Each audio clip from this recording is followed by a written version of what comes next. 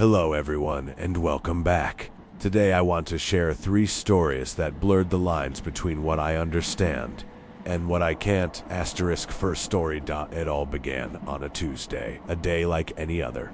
I was walking home from the library, the late afternoon sun casting long shadows across our quiet town. My mind was on mundane things, dinner, work. The latest book I was reading when a subtle flicker caught my eye in the dusty window of the old, abandoned mill at the town's edge. I'd passed that place 1,000 times, but today, it felt different. Curiosity pulled me toward the rusted gates. The air grew cooler, carrying the scent of damp earth and something faintly metallic. The gates groaned as I pushed them open, echoing in the sudden silence. Inside, the mill was a cavern of shadows. Dust motes floated in slivers of fading light. The machinery stood frozen, silent. Then I heard its rhythmic tapping. Not the wind, not the building settling. Deliberate, musical, hypnotic. I followed the sound to a sunbeam in the center of the mill.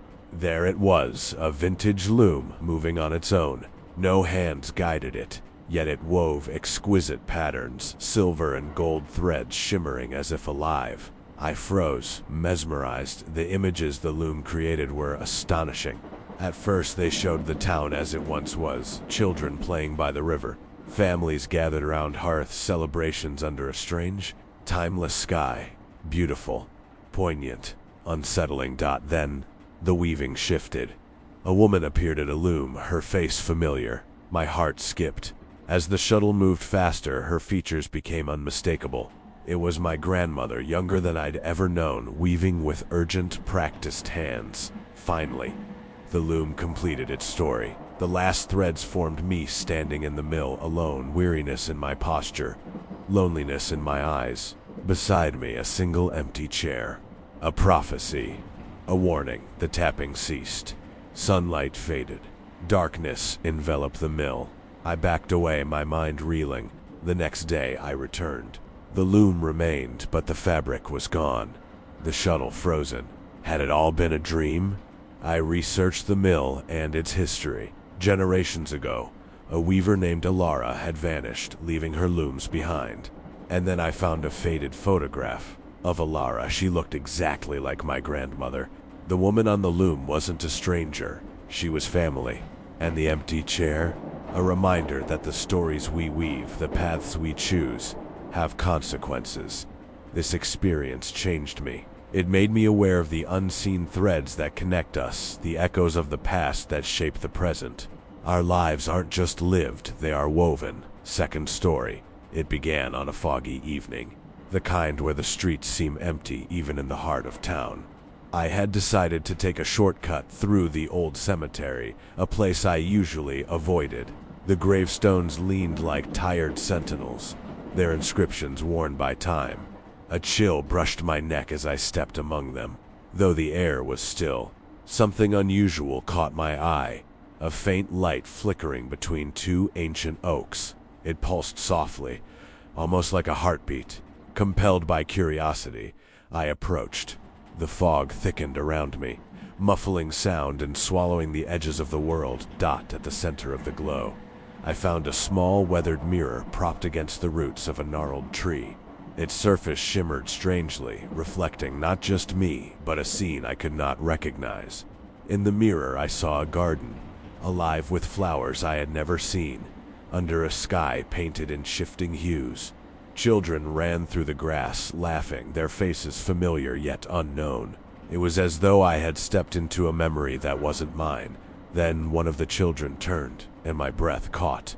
The face was unmistakable. I was my mother as a young girl, smiling with an innocence I had never seen. Around her, other figures appeared, friends and neighbors long gone, frozen in moments of joy I could never have witnessed. I reached for the mirror, and the world inside seemed to pulse faster. Shadows danced at the edges, whispering in a language I almost understood. The air was heavy with the scent of lilacs and rain-soaked earth. And then I saw her, an elderly woman, her eyes sharp and knowing, seated on a bench in that mirrored garden. She looked at me directly. My heart froze. She was my grandmother again. Older than I remembered, yet timeless. guiding the children with a gentle hand. The mirror trembled in my hands.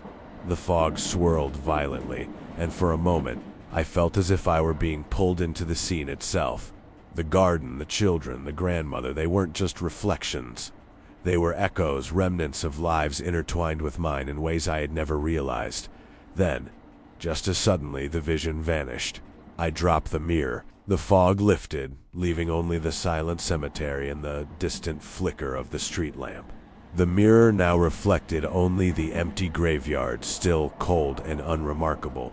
Yet the feeling lingered, a deep certainty that I had glimpsed something beyond the ordinary, a fragment of my family's hidden past. That night, I couldn't sleep. The image of the garden and the children replayed in my mind.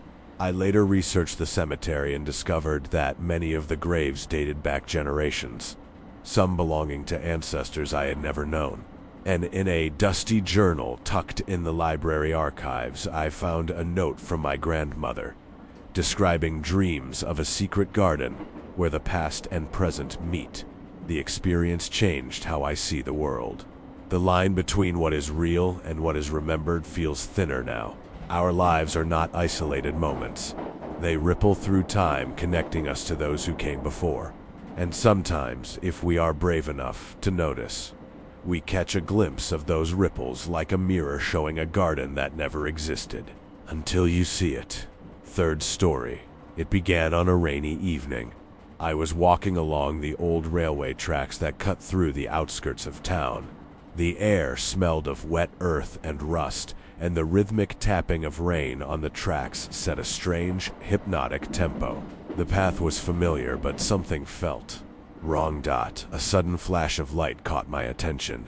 At first I thought it was lightning reflecting off puddles, but it moved within. Following it, I came to a rusted, long-abandoned train car, its windows shattered, interior dark and silent.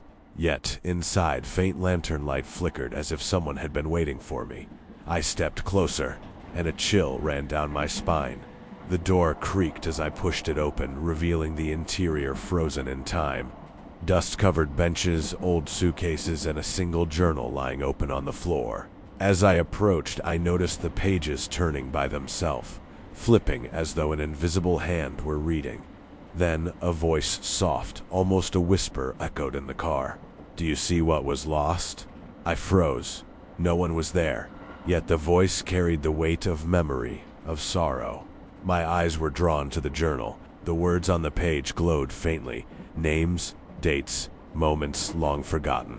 They chronicled lives I didn't know, passengers, travelers, strangers, but one name stopped me cold. My father's, written in ink I had never seen. The lantern light shifted, casting shadows that twisted into shapes of people, boarding the train, waving, leaving, never arriving. I felt their presence, the longing of lives interrupted, of stories left unfinished.